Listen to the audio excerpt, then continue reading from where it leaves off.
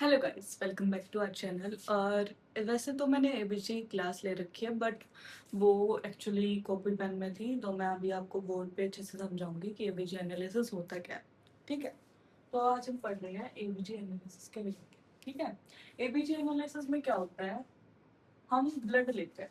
Artery, कोई भी artery हमारी, वहां से ब्लड लेते हैं। आर्टरी से ब्लड लेंगे और उसको एनालाइज करेंगे। ठीक है, एनालाइज करेंगे। एबीजी के नाम में ही एबीजी एनालिसिस छुपा हुआ है।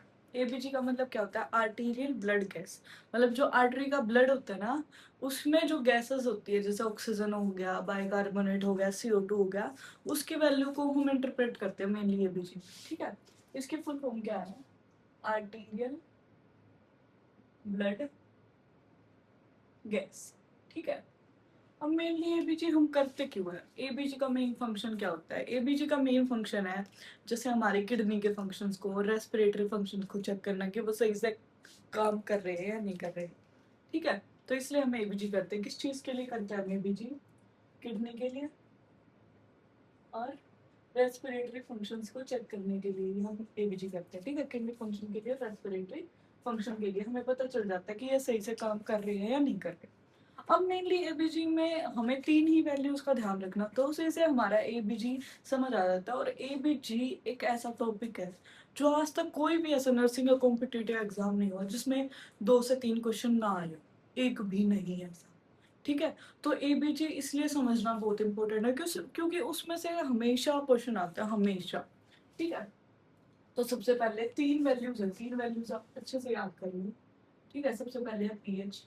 अभी पीएच किस चीज का है? आर्टीरियल ब्लड का। ठीक है, आर्टीरियल ब्लड का पीएच कितना होता है? 7.352 7.45। ठीक है, अब ये हम न्यूट्रल लेके चलेंगे, बट एक्चुअली में जो आर्टीरियल ब्लड क्या होता है, वो थोड़ा सा अल्कलाइन होता है। ठीक, क्योंकि 7 जो वैल्यू होती है वो न्यूट्रल होती है। 7 पीएच है, ये न्यूट्रल होती है। इससे पहले वाले, इसके बाद वाले, इसके बाद वाले 7 to 14 तक तो होते हैं एल्कलाइन, और जो 0 to 7 होते हैं वो होते हैं एसिडिक। ठीक है, तो कायदे से तो 7 से ऊपर वाला अल्कलाइन आना चाहिए, बट हम 7.35 to 7.45 को न्यूट्रल लेके चलते हैं। तो इसमें कंफ्यूज नहीं होना, ये वाली वैल्यू हम न्यूट्रल लेके चल रहे हैं। ठीक है, और अगर कभी क्वेश्चन आए कि जो ब्लड है, आर्टीरियल ब्लड है, वो किस नेचर का है, तो हम लिखेंगे स्लाइटली एल्कलाइन। ठीक है, स्लाइटली अल्कलाइन नेचर का है। ठीक है, तो ये बात हो गई, हमारा पीएच हो गया। और ये और बातें मिटा देते हैं क्योंकि अभी मतलब आपको सिर्फ समझाना था कि हम न्यूट्रल लेके क्यों चल रहे हैं। ठीक है, हम सिर्फ एबीजी के लिए इस वैल्यू को न्यूट्रल लेके चल रहे हैं। ठीक है,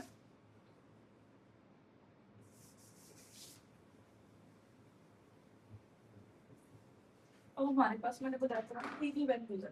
पीएच हो गया, बाइकार्बोनेट हो गया, और PCO2 हो गया। अब ये तीनों वैल्यूज जो है ना, ये तीनों वैल्यूज रटनी है। बाइकार्बोनेट की वैल्यू क्या होती है? 22 to 28। पीएच की 35 to 45। PCO2, सॉरी, PCO2 की 35 to 45, बाइकार्बोनेट की 22 to 28, और 7.35 to 7.45। अब फंडा बताती हूँ मैं, सिर्फ इन तीनों वैल्यू को याद रख लो, इसी से ही एबीजी होता है सारा। ठीक है, ये तीनों वैल्यूज मेन इंपॉर्टेंट है, इन वैल्यूज से हमारा एबीजी पूरा हो जाएगा। अब मेन हम गोल्ड स्टैंडर्ड किसको लेके चलेंगे? पीएच को हम मेन गोल्ड स्टैंडर्ड लेके चलेंगे। अब पीएच से बताएंगे हम कि जो भी कंडीशन है वो एल्कलोसिस है या एसिडोसिस है। बाद में जाएंगे कि रेस्पिरेटरी है या फिर मेटाबॉलिक है। सबसे पहले हम पीएच को देखते हैं। पीएच क्या हमारी, अगर 7.35 है, ये 7.45 है। ठीक है, ये हमारा न्यूट्रल हो गया, ये हमने न्यूट्रल लेके चला। इफ 7.35 से पहले की वैल्यू है, ठीक है, इससे पहले है, तो वो होगी एसिडिक, क्योंकि ये न्यूट्रल है। न्यूट्रल से कम एसिडिक, और न्यूट्रल से ज्यादा 7.45 से ज्यादा है, तो इस वैल्यू को हम लेके चलेंगे एल्कलाइन। ठीक है, अब 7.45 से ज्यादा, तो सपोज 48 हो गई, 7.48, 7.50 हो गई। ठीक है, 7.48 होगी। और एसिडिक में क्या थी, जैसे 7.32 होगी, 7.30 हो गई, ये सारी एसिडिक एंजाइम। हमें जब कोई भी वैल्यू है उसी से पता चल जाएगा कि एसिड एल्कलोसिस है या एसिडोसिस है। अब उसमें से दो क्वेश्चन, सपोज कोई भी क्वेश्चन आएगा उसमें से 2 पॉइंट तो चले गए, एसिडोसिस होगा तो एसिडोसिस मिलेगा, उसमें से 2 पॉइंट निकल जाएंगे एल्कलोसिस वाले जो होंगे। तो इसको याद रखना कि पीएच में हमारा गोल्ड स्टैंडर्ड है, पीएच से पता चल जाएगा एसिडोसिस है एल्कलोसिस है। तो ये समझ में आ गया। अब एक रोम प्रिंसिपल है, ठीक है। रोम प्रिंसिपल क्या कहता है, आर का मतलब है रेस्पिरेटरी, ओ का मतलब है अपोजिट, एम का मतलब है मेटाबॉलिक, और ई का मतलब है इक्वल। अभी आपको समझ में आ जाएगा। अब ये कहना क्या चाहता है, रेस्पिरेटरी से तो याद रखो पीसीओ2, कि पीसीओ2 का लेना देना है रेस्पिरेटरी से, ठीक है। कि अगर रेस्पिरेटरी फंक्शन में कोई भी दिक्कत होगी तो पीसीओ2 कहीं ना कहीं डगमगा रहा है, ठीक है। अगर पीसीओ2 की वैल्यू कहीं ना कहीं डगमगा रही है मतलब रेस्पिरेटरी वाला, ठीक है। और अगर बाइकार्बोनेट की वैल्यू डगमगा रही है तो इसका मतलब क्या है, मेटाबॉलिक में कुछ दिक्कत है, ठीक है।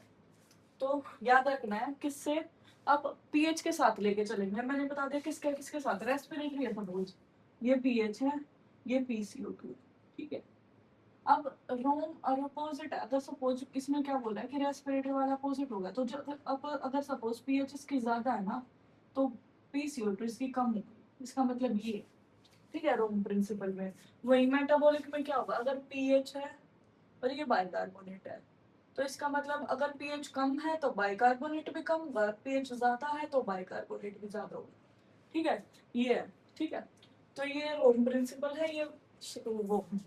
अब जो मेन पीसीओ2 का सपोज अगर ये ऊपर ज्यादा वाला यहाँ ना रहे तो हम क्या करेंगे, जो पीसीओ2 का नेचर होता है वो मेनली एसिडिक होता है, ठीक है। एसिडिक होगा, जितने ज्यादा मॉलिक्यूल्स होंगे सपोज इससे ज्यादा 45 से ज्यादा होगा तो ज्यादा एसिडिक होगा, तो एसिडोसिस की कंडीशन आ जाएगी। अगर 35 से कम होगा तो एल्कलोसिस की कंडीशन आ जाएगी, ठीक है। मतलब जितना ज्यादा एसिड होगा उतना ज्यादा एसिडिक होगा वो चीज, और जितनी कम होगी एसिड उतना ज्यादा एल्कलाइन होगा, ये वही बात है, ठीक है। वही बाइकार्बोनेट एल्कलाइन नेचर का होता है कि जितना ज्यादा एल्कलाइन उतना ज्यादा हमारा, सपोज 28, अगर 28 से ज्यादा होगा तो ज्यादा एल्कलोसिस की कंडीशन आएगी, 22 से कम होगा तो एसिडोसिस की कंडीशन आएगी। तो मेनली यही है, ये याद रखना है, एक तो रोम प्रिंसिपल और एक ये चीज। अब अगर दो वैल्यू वाली चीजें आती है तो वो तो हम समझ लेते हैं, दो वैल्यू वाली कैसे, जाओ मैं ये मेन डाल देती हूँ, कंफ्यूजन नहीं होगी फिर,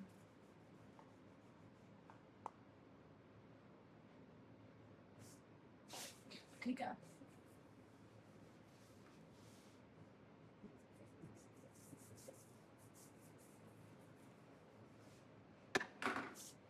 सपोज ये पीएच है, ये क्वेश्चन है हमारा, पीएच है, बाइकार्बोनेट है और पीसीओ2 है।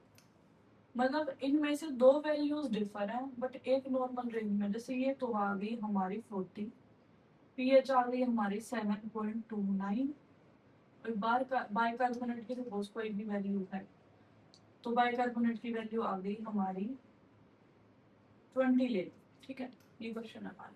अब इससे हमें पता चल जाएगा, सबसे पहले हम किसको पीएच को उठाएंगे। अब 7.35 टू 7.45 नॉर्मल होती है हमारी, 7.35 टू 7.45 है नॉर्मल, तो ये तो 7.35 से कम है मतलब ये पहले आ रही है, तो सपोज क्या होगा, ये 29 है ना, तो 35 से कम है तो एसिडोसिस होगा। ये वाली वैल्यू नॉर्मल रेंज में दे रखी है कि भाई 35 टू 45 होती है, पीसीओ टू 40 दे रखी है, तो ये नॉर्मल है, इसका लेना देना नहीं है, बाइकार्बोनेट है तो साफ सीधी बात है मेटाबॉलिक एसिडोसिस हो गया, ठीक है। तो अगर मतलब दो वैल्यू दे रखी है डिफर रेंज में तो वो तो आराम से हो जाती है, बट मेन किस चीज में दिक्कत आती है, जो कंपनसेशन वाली चीज होती है हम उसमें मेन दिक्कत आती है, वो चीजें समझ में नहीं आती, कंपनसेशन वाले क्वेश्चन कैसे करें। नॉर्मल वाले तो हर कोई कर लेता है, रूम प्रिंसिपल और ये तो याद रह जाते हैं। अब मैं कंपनसेशन वाले बताती हूँ, कंपनसेशन वाले भी बहुत ईजी है। अब इसमें कंपनसेशन में हमें तीन चीजें याद रखनी है। सबसे पहले अनकम्पनसेटेड, फिर है पार्शियली कंपनसेटेड,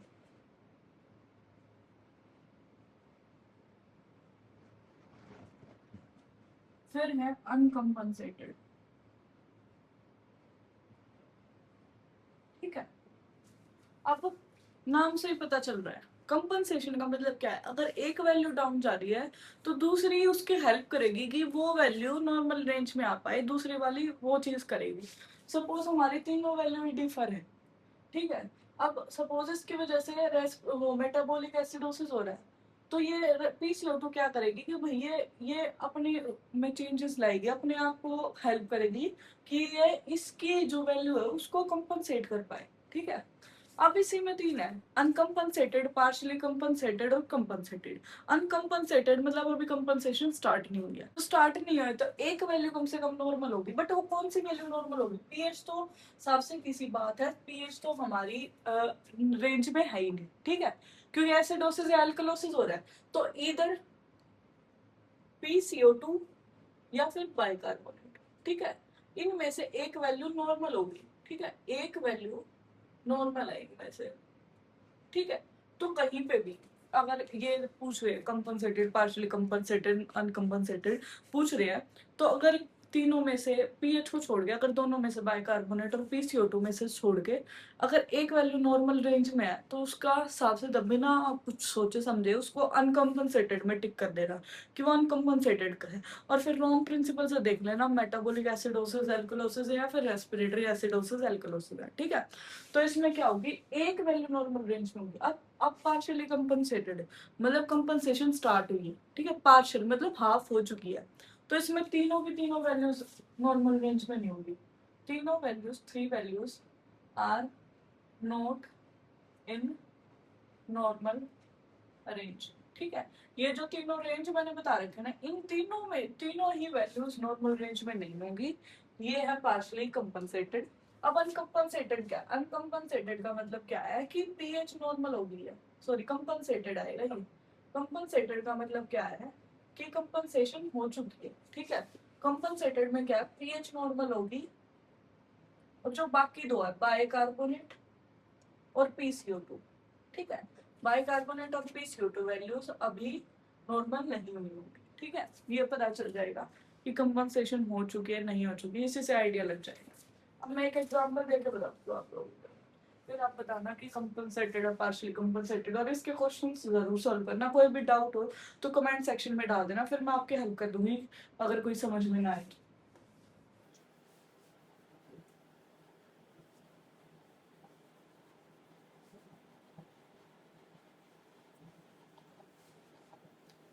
इसके क्वेश्चन मैं आपको एनक्लेक्स आरएन में से देख के बताती हूँ। एक क्वेश्चन, एक सेकंड होते हैं, क्वेश्चन देखती हूँ फिर मैं आपको बताती हूँ कि एनक्लेक्स आरएन में क्वेश्चन लिखती हूँ, फिर आप मैं क्वेश्चन लिखती हूँ फिर सोल्व करेंगे। Question, a client who is found unresponsive has ABG grown and the result indicate following। ठीक है, क्या क्या है, पीएच कितनी है 7.12, PaCO2 कितनी है 90 mm of Hg, और बाइकार्बोनेट 22 मिली इक्विवेलेंट पर लीटर। इसमें फिर उसके बाद the nurse interprets the result as indicating which condition। Option में लिख देती हूँ फिर हम सॉल्व करके बताएंगे। क्या क्या है, मेटाबॉलिक एसिडोसिस विद कंपनसेशन, दूसरा है respiratory acidosis with compensation, metabolic acidosis without compensation, respiratory acidosis without compensation. ये हमारे क्वेश्चन है, अब इसको हम सोल्व करते हैं। फर्दर और भी क्वेश्चन हम सोल्व कर लेंगे इसके, ठीक है। वैसे क्वेश्चन ये फिर से, तो सबसे पहले ऐसे हमें एक क्वेश्चन देखे, अभी हमें ये नहीं देखना, अभी हमें ये देखना हमारी तीन वैल्यूज, ठीक है। सबसे पहले तो पीएच, बाइकार्बोनेट और पीएससी, ठीक है। सबसे पहले हमने पीएच देखा, पीएच कितना है 7.12, 7.35 टू 7.45 था। अब ये 7.35 से कम है, तो इसका मतलब एसिडोसिस है, सब में ही एसिडोसिस दे रखा है, ठीक है। तो ये एसिडोसिस हो गया। अब रोम प्रिंसिपल लगाएंगे, अब रोम प्रिंसिपल लगाएंगे तो देखेंगे कि वैल्यू कम है, पीएच हमारी कम है, तो उसका मतलब क्या है कि अगर रेस्पिरेटरी होगा तो पीसीओ2 ज्यादा होगी, ठीक है। अगर मेटाबॉलिक हो गया तो मेटाबॉलिक में बाइकार्बोनेट कम होना चाहिए, तो देखेंगे पीसीओ2 रेस्पिरेटरी है मेटाबॉलिक है, ठीक है। अब वो कैसे देखेंगे, पीसीओ2 हमारी 90 है, कितनी वैल्यू होती है 35 टू 45 होती है। अब ये ज्यादा है, 90 है, ज्यादा है तो ये वाली पहले ही मिल गई। सपोज अगर ये नहीं होती, अगर ये नॉर्मल रेंज में होती है, हमारी ये होती 40, सपोज सपोज बता रही हूँ, तो बाइकार्बोनेट होती है, बाइकार्बोनेट कब होती है, ये भी 20 से कम, 22 से कम होती है अगर ये चीज होती तो, बट अगर ये 22 है, ठीक है, ये 22 दे रखी है, तो ये नॉर्मल रेंज में। अभी ये मैंने बताया था, ठीक है, ये वाला हो गया 90, रेस्पिरेटरी मिल गया, ठीक है, एसिडोसिस मिल गया। अब देखेंगे कंपनसेटेड और अनकंपनसेटेड वाला ही मैकेनिज्म।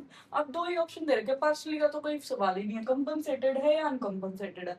अब कंपनसेटेड में मैंने तो बताया था कि पीएच नॉर्मल होगी, पीएच तो नॉर्मल है ही नहीं, ये नॉर्मल है बाइकार्बोनेट, तो क्या होगी, विदाउट कंपनसेशन होगी, रेस्पिरेटरी एसिडोसिस विदाउट कंपनसेशन। कौन सा क्वेश्चन वो है ऑप्शन इसमें से, ये वाला रेस्पिरेटरी एसिडोसिस विदाउट कंपनसेशन, ये हमारे क्वेश्चन हो गया। ये सौंदर्स वाले से क्वेश्चन उठाया था, मैं एक क्वेश्चन और दिखा देती हूँ आपको, अगर आपको अच्छे से समझ में आ गया होगा। ये वैसे इसी वैसे क्वेश्चन आता है कि सबसे पहले पीएच वाला देखेंगे, फिर रोम प्रिंसिपल लगा देंगे, और फिर लास्ट में कंपनसेशन वाला इफ दे रखा है तो वो वर्क करेंगे।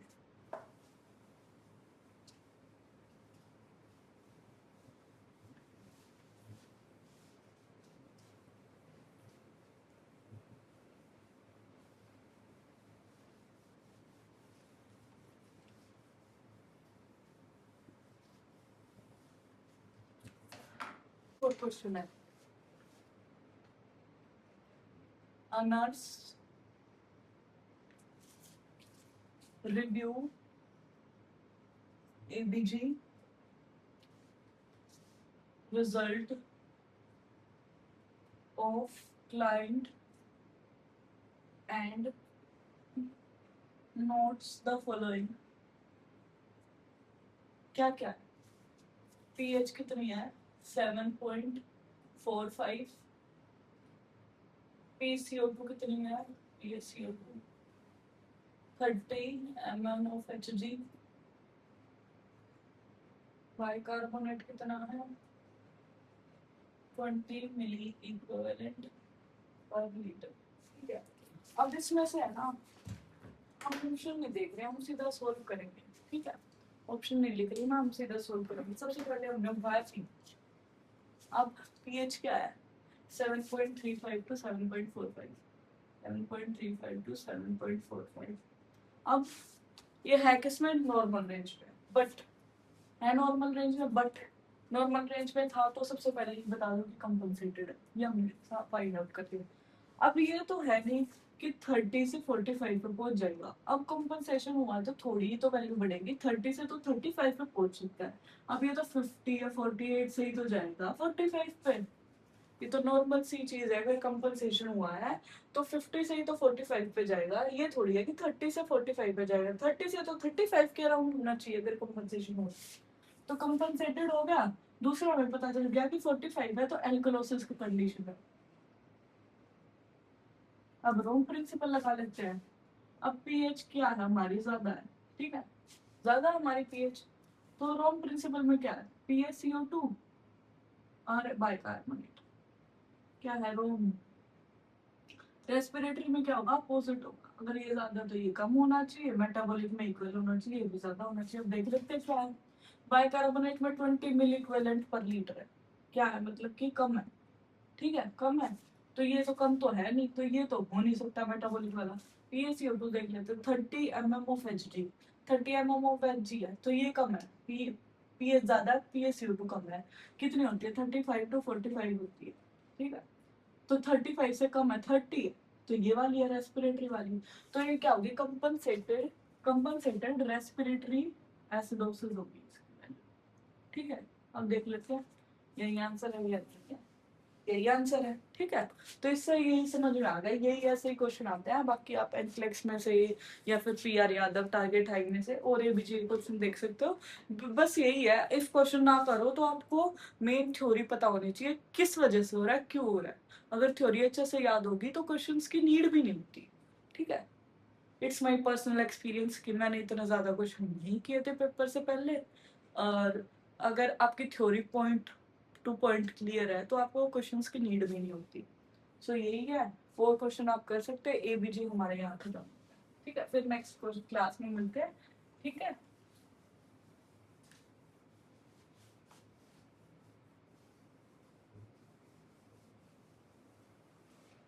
Thank you so much girls, next class में मिलते हैं।